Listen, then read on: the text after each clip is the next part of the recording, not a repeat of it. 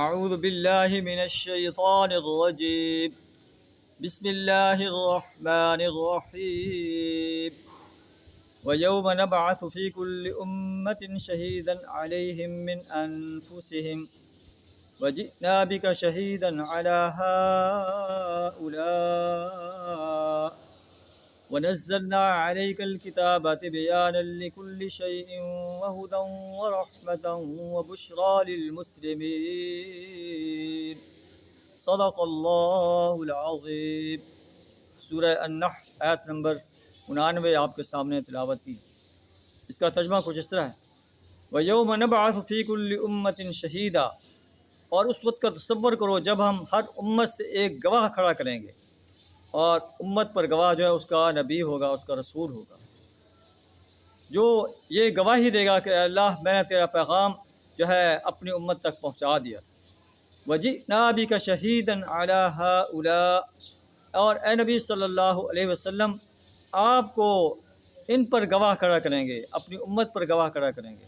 اور اس وقت قریش مکہ جو تھے وہ مخاطب تھے، جو نبی صلی اللہ علیہ وسلم کی دعوت کو رد کر رہے تھے۔ تو اللہ فرما رہا ہے کہ اے نبی صلی اللہ علیہ وسلم ہم قریش مکہ پر آپ کو گواہ کھڑا کریں گے، آپ جو ہے گواہی دیں گے کہ اے اللہ میں نے ان کے سامنے حق واضح بیان کر دیا تھا، آپ کی وحدانیت کا واضح تصور دیا تھا، اپنی رسالت کا واضح تصور دیا تھا، یوم حساب کا واضح تصور دیا تھا، لیکن ان لوگوں نے میری بات کو ماننے سے انکار کر دیا۔ نبی صلی اللہ علیہ وسلم کے بعد امت مسلمہ کی ذمہ داری ہے کہ وہ نبی صلی اللہ علیہ وسلم کے پیغام کو انسانیت تک پہنچائے۔ اللہ نے سورہ بقرہ میں ارشاد فرمایا: وَكَذَلِكَ جَعَلْنَاكُمْ أُمَّةً وَسَطًا لِتَكُونُوا شُهَدَاءَ عَلَى النَّاسِ، ہم نے تمہیں امت وسط بنایا ہے تاکہ تم انسانوں پر گواہ ہو جاؤ، انسانوں پر حق کی گواہی دو۔ ایک اور مقام پر ہے: وَأُوحِيَ إِلَيَّ هَذَا الْقُرْآنُ لِأُنذِرَكُم بِهِ وَمَن بَلَغَ، میری طرف وحی کی گئی ہے کہ یہ قرآن میری طرف وحی کیا گیا ہے تاکہ تمہیں اللہ کے عذاب سے خبردار کر دوں، اور جس تک یہ پہنچے جو ہے اسے بھی خبردار کر دیا جائے۔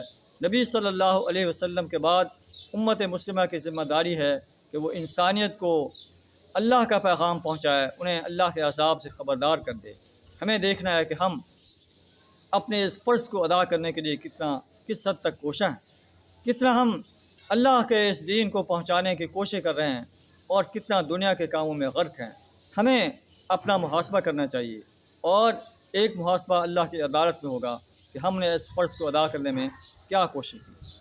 اللہ فرماتا ہے: وَنَزَّلْنَا عَلَيْكَ الْكِتَابَ تِبْيَانًا لِكُلِّ شَيْءٍ، ہم نے آپ پر یہ کتاب نازل کیا ہے، قرآن نازل کیا ہے، جس میں ہر چیز کا بیان ہے۔ یہ حق اور باطل کو واضح طور پر بیان کرتی ہے کہ حق کیا ہے اور باطل کیا ہے۔ وَهُدًى وَرَحْمَةً وَبُشْرَى لِلْمُسْلِمِينَ، یہ کتاب ہدایت ہے، رحمت ہے اور خوشخبری ہے ان انسانوں کے لیے جو مسلم انسان ہیں، اللہ کے فرمانبردار انسان۔ اللہ سے دعا تعالیٰ ہمیں اس کتاب انقلاب سے ہدایت حاصل کرنے کی توفیق عطا فرمائے۔ ہمارے لیے یہ کتاب انقلاب رحمت ثابت ہو اور خوشخبری ثابت ہو۔ ہمیں اللہ اس کتاب کو جو ہے صحیح تلفظ کے ساتھ، صحیح تجوید کے ساتھ اور سمجھ کر پڑھنے، اس پر عمل کرنے، اس کی دعوت دینے، اور یہ کتاب انقلاب جو نظام دیتی ہے اس نظام کو اس سرزمین پر قائم کرنے کے لیے اپنا مال، جان، وقت اور صلاحیت کھپا دینے کی توفیق عطا فرمائے۔ وآخر دعوانا الحمد للہ رب العالمین۔